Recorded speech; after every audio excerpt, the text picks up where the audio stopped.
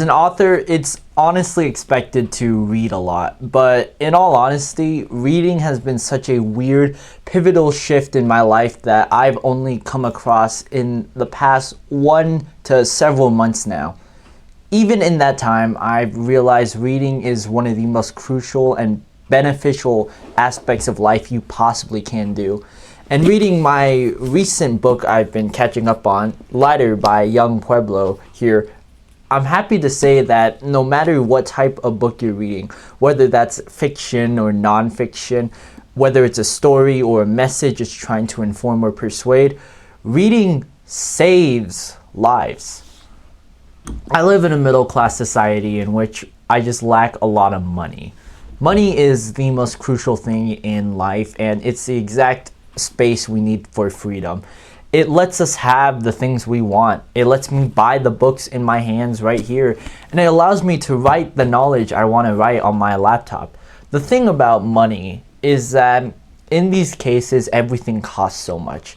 And with us spending so much time on our technology and our devices, it's more or less a way to consume our exact measure of what we're trying to say and go for. I, for one, know that as a writer, it takes tons of money to make a piece. You can write anything on a piece of paper or a Google Doc for free, but to publish the book and to make exactly everything you want out of a story complete, it's gonna cost you a penny.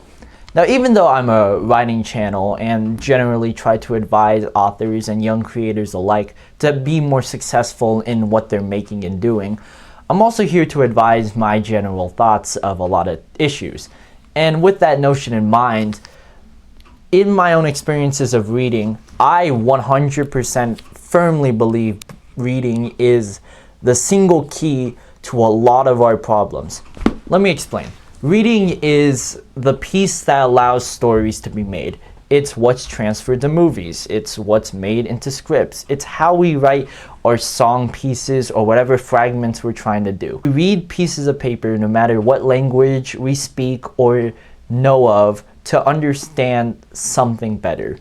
We learn, we get better at it, and fundamentally as an author, it's expected for you to read more. Like when you're a basketball player, you watch highlights of the best players you know, and similar case with music, you take inspiration from artists you love and can pioneer off of.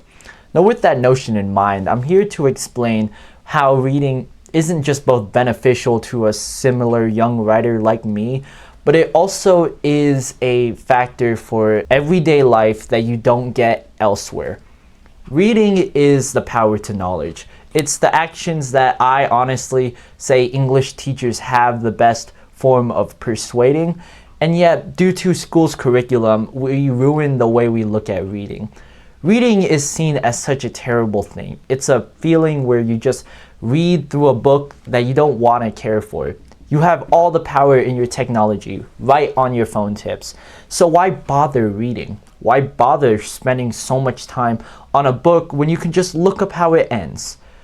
It's the exact case I did when I first read To Kill a Mockingbird, and while it's not one of my most proudest reads and finding out exactly where the story ended, it made me realize just how powerful reading can be and how skipping ahead isn't the best course of action, when rather you should focus exactly why we read. As I said, we read to learn. We inform, persuade, and entertain ourselves with whatever kind of story or message an author is trying to pinpoint.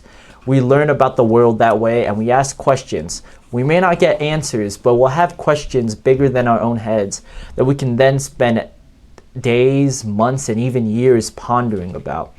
That's exactly the basis where I got in creating some of my best work yet, but it also made me understand both as a casual person in everyday life, someone both on the self-improvement space, but also trying to make a living out there. Reading saves so much time. The entertainment we get, the devices we use, they all cut out in the stem of reading. If you read in complete silence, complete boredom, there is a feeling you get that you don't get often whenever you're glued to a screen like your phone or your laptop.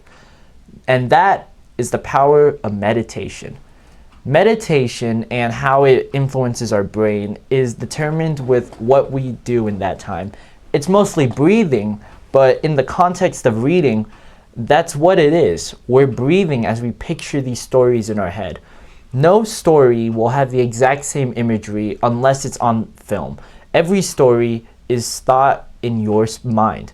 Every story you read and whatever that doesn't have an adaptation, you picture it with the way your mind operates. And with that knowledge in mind, you have so much ideas that come up and you become more creative just by reading alone. Fiction novels do this more for me, but even in the case of nonfiction too, when it comes with words and how it's pronounced and said, you feel much more literate in how you're saying your words. You direct it with confidence and you say it with an ease that makes you understand the world better.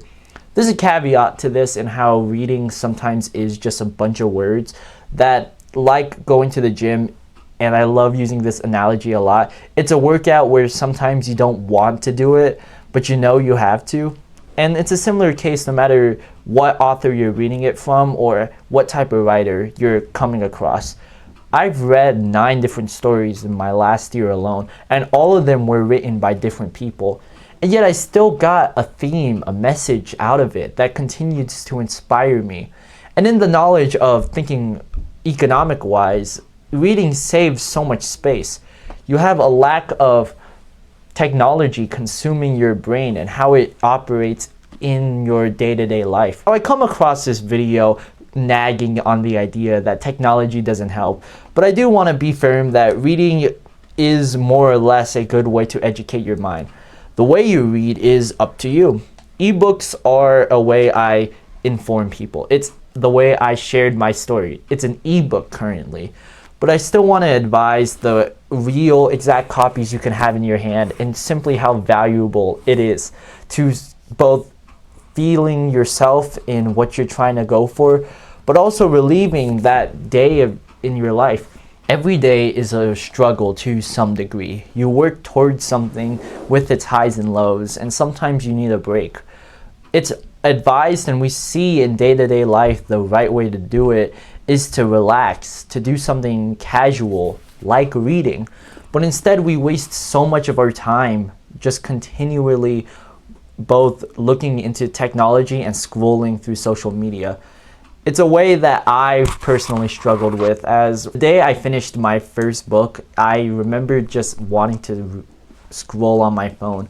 It wasn't a fun feeling, but I know just how much time I wasted. And comparatively, reading does the same. You're wasting time to process this new information, whether it's a novel or a piece of literary work. And yet, you're still learning something by the end of the day. When you're scrolling, you can cope with yourself and understand that you're learning something, but in all honesty, you're not learning anything. It's a bunch of nonsense and mostly entertainment that, while fun for the moment, you forget come 5-10 years from now. A good book you'll never forget. A good book, even if I don't want to be trying to persuade or just bash out whatever comes, a good book determines how you think or how you believe. Some of the greatest and most successful people, they read in their time, and you can become just like that. All you need to do is just pick up the book and start reading now. Any kind of book. It doesn't matter how well you're educated or how well you're mannered in the delivery you bring. It can be a simple 5th grade novel, or it could be something much more complex. I think a good balance is between a story like Of Mice and Men, a relatively short 100-page book that anyone of any age, at least if you're above middle school, I would suggest reading. A good book recommendation, but I'm not here to do that. You have your resources to find whatever book you're trying to look for. And the reason why I advise reading is because it saves so much time, energy, and money. Thinking about the money you have to pay for Wi-Fi or exactly electrical bills because you're spending so much time indoors. And reading is that case where you're just reading inside, but it fits for any season. You could be out there reading a book on the bench. You could be out there reading a book on the sidewalk, or hell, just on the couch. Get it, it's a nerdy topic to continuously read, but I advise heavily that it's a way that I've gotten through most of my own struggles and trying to get across what I'm learning. I recently come across this idea of looking into some of the greatest albums of all time. And while I focused so much of my head and space doing that, in all honesty, I felt in my chest I was wasting so much time. I could get to these albums sometime in the future, but I have this one chance to read. And this book that sits right in front of me, all I want to do then is just read. Read about some author's thoughts and how well they contribute, and understand the gratitude that comes with reading and how thankful you and grateful you are for the people that write these novels to lead you to this place. A book is more than likely determined by the first impression you get. Sometimes books aren't it, and I dropped it relatively fast. It happened quite a bit in my 2024 video, which I didn't explain about the whole books I dropped. I dropped plenty of them since I didn't care too much about it. But I know sticking around books, it made me realize both how much process you can come in just going and growing with whatever novel you're reading, but also makes me learn and value people in my life more. Reading is just a whole bunch of complex ideas that come together, and I'm genuinely happy that it's a piece that still exists in 2025. I thought it'd be gone by the time I'd get to high school, but now that I've reached this point now, I'm safe to say that all those books I've read back as a kid paid off. I grew up with my parents, specifically my mom, reading me tons and tons of books. It was always right before bedtime, and I'd snuggle in bed just listening to her voice, read whatever childish book that came to mind. Sometimes they'd be interesting, with random stories about naked people running or ideas of elementary school kids like me. But then there's other times where we had those serious talks, whether that be about religion, war, or just death, and how terrifying that feeling can be. You don't get that often when you try to search through social media. It's either the same mindless consumption or the same terrifying thought of the world ending, and we just have to laugh it off. Sometimes entertainment is the key problem to a lot of these ideas, and you can't hush it away unless you take a breather. What better way to take a breather than to simply sit down on a couch or bed, relax your feet and back, ease your back into wherever you're sitting, and read. Read that book in your hands and open it with a proud smile, knowing that this day, this one right here, this is the one where I choose to read and be grateful for the experiences I have made. If you enjoyed this video, I'm heavily glad that you came across me, and I really appreciate if you check out my current book. Like I mentioned, it's an ebook, but I'd still say it genuinely can and has the possibility to change lives. So if you care to do that and do exactly what I advise, check it out in the link in the description. Check out my other socials, and until next time, take care and continue reading.